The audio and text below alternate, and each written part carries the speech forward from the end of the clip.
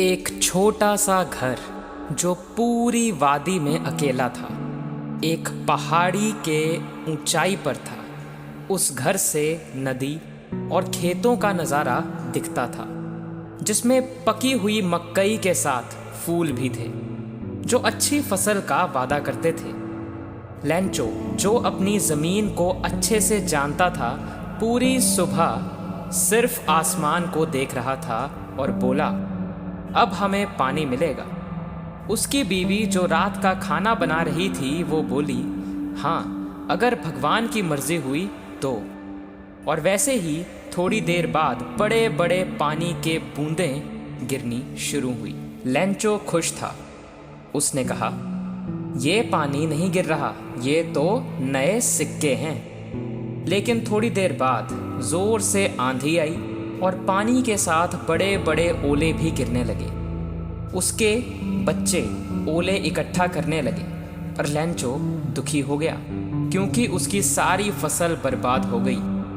उसने अपने बच्चों से कहा, अगर एक टिड्डी का दल होता तो भी शायद कुछ रह जाता, लेकिन अब तो कुछ भी नहीं बचा। उस रात लैंचो और उसकी फैमिली बहुत दुखी थी। उसने सोचा, अब हमें सिर्फ एक ही उम्मीद है, भगवान की मदद। अगले दिन सुबह लैंचो ने भगवान को एक लेटर लिखा जिसमें उसने कहा, मुझे 100 पेसोस चाहिए ताकि मैं अपनी फसल दोबारा उगा के अपने परिवार का पेट पाल सकूं, उन्हें संभाल सकूं। उसने लेटर पोस्ट कर दिया।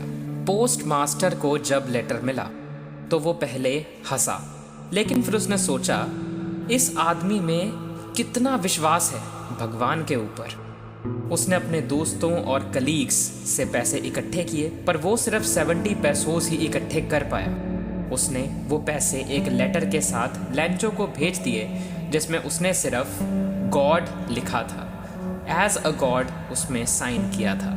अगले हफ्ते लैंचो को पैसे मिले, पर पैसे गिनते ही उसे गुस्सा आ गया। उसने सोचा, भगवान गलती नहीं कर सकता, ज़रूर पोस्ट ऑफिस वाले ही चोर हैं। और पोस्ट ऑफिस वालों को उसने अ बंच ऑफ क्रूक्स कहा। उसने फिर एक लेटर लिखा, भगवान, मुझे 70 पेसोस ही मिले हैं, बाकी के पैसे भेज दो, पर प्लीज़ पोस्ट ऑफिस के लोगों के थ्रू नहीं, क्योंकि ये चोर हैं, यानी अ बंच ऑफ क्रूक्स हैं।